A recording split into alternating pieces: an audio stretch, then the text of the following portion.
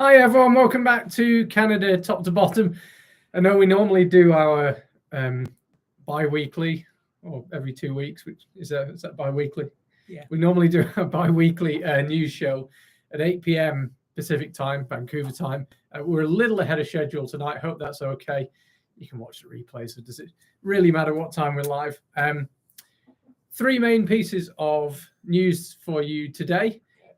Nothing earth-shattering, nothing huge, but all interesting information. Firstly, got something about PMPs. Yeah, so it's now the 4th of December, and normally quite a slow time of year for most things, really, including Canadian immigration. So understandably, provincial nomination programs they haven't completely stopped, but they've certainly slowed down. And in the past week, BC, so British Columbia, is the only province to have done a PMP draw. So in this past week, only one of all of Canada's provinces and territories who have a provincial nominee program, they're the only ones that have conducted a draw. And their draw was conducted on the 28th of November. So all the other provinces are still doing draws. There's been no pause, but they are quite sporadic. PMP draws are not frequent. You can't predict when they're going to be. So we just have to keep an eye on them. So if you have an application in on any of the provincial nominee programs, you're just going to have to keep an eye on it, because you can't guarantee that every second week, or it's not like the express entry draws. Provinces do draws, seems like as and when they feel like it. So yeah, the BC is the only one who's done a draw in the last week. And interestingly, they were targeting specific occupations. One of them was ECEs, which is early childhood educators, which we live in BC and we know firsthand what an incredibly in-demand occupation this is. We know several daycares who have a massive shortage of childhood educators, because you have to be qualified to work in a daycare. And we also have come across quite a few people who've decided to change career and go back to college and study to be an ECE, because the demand for them is so high. So understandable. They were targeting early childhood educators. Healthcare workers and healthcare assistants were also targeted. And the other occupation they targeted was vets. So vets who work with animals and other animal-related occupations. So that's it for PNP. So if you want to move to BC, you could do a lot worse than becoming a childhood educator or a healthcare worker or a vet. Not that any of those are things you can do in a weekend course, but some of them you can do in a few months. might be something to aim for. Yeah. Second piece of news is that immigration from China has hit the highest level recorded. So online records of immigration only began in 2015, and the Canadian government actually, believe it or not, cannot confirm what the statistics were before that. But in the third quarter of 2022, in the third quarter of 2022, just under 10,000 permanent residents were admitted from China alone. And as I say, that's the highest that there's ever been. And I was in Vancouver last weekend. There's a large Chinese population in Vancouver. I believe there is a large Chinese population in most of the big cities in Canada as well. But the number of Chinese people coming here is at an all-time high, the rate of people arriving. Few possible reasons for that. The zero COVID policy, which China continues to pursue, is not particularly popular. And virtually everyone watching this video, I'm sure, will have been in some form of lockdown during the COVID pandemic. And it's not a lot of fun. And if your country was still pursuing it now, you'd probably be getting pretty fed up. I know I would be. So that's a possible reason.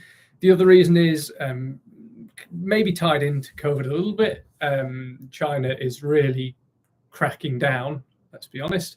Xi Jinping has just been confirmed as a third term as the leader of China, an unprecedented third term, really consolidating his power. Government surveillance as part of the zero COVID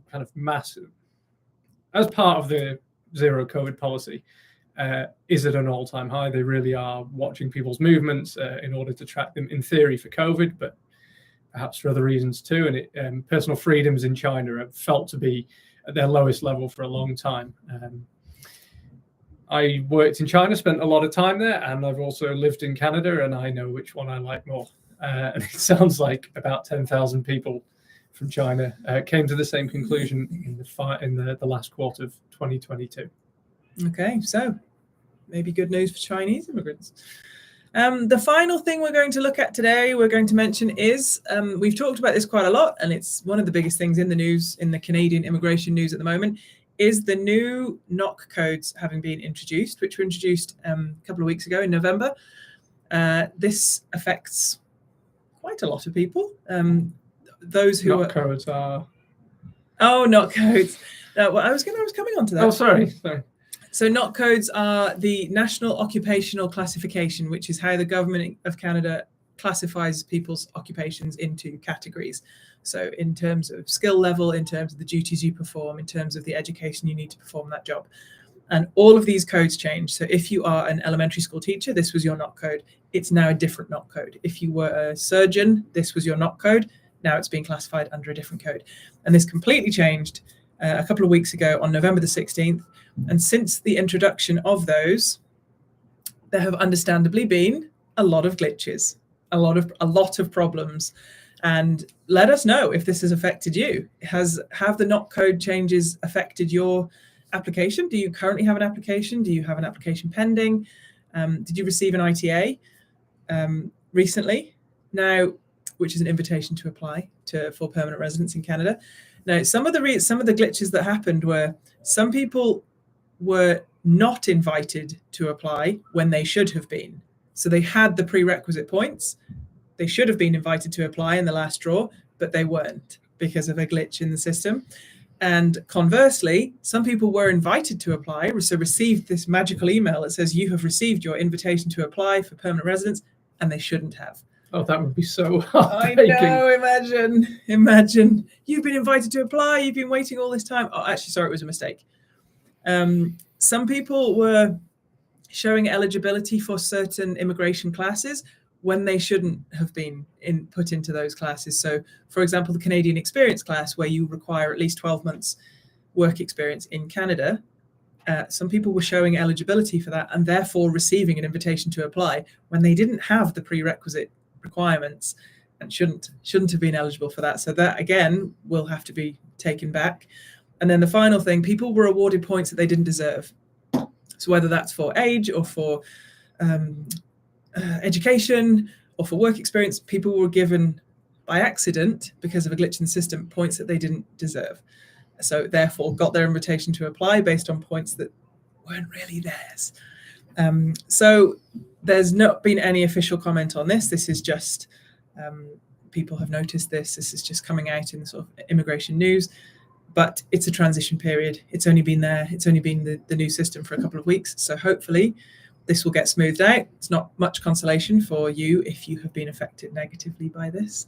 So, fingers crossed that the glitches will be ironed out in due course. Feels like there's been a lot of transition and glitches which are hoping to be ironed out in Canadian immigration for quite some time now. But this seems like a particularly bad one. This has nothing to do with COVID either. This is completely unrelated to COVID. It can't be blamed on anything over the last couple of years. This is a whole transition period that is introduced by the Canadian government. So that's the only thing Canada and China have got in common. Governments have blamed an awful lot of things on COVID. So that's it for this week. 3 stories. And we will be back on Wednesday when there will be another express entry draw. I mean, there's been, 9 in a row now, every 2 weeks? Yeah. So, yeah, we'll speak to you Wednesday. And we do have a video coming up about the NOC code changes, by the way. I know we've been promising it. We tried to get it out on Wednesday. Didn't quite manage it. We will get it out soon, I promise. And we'll speak to you Wednesday. Bye for now.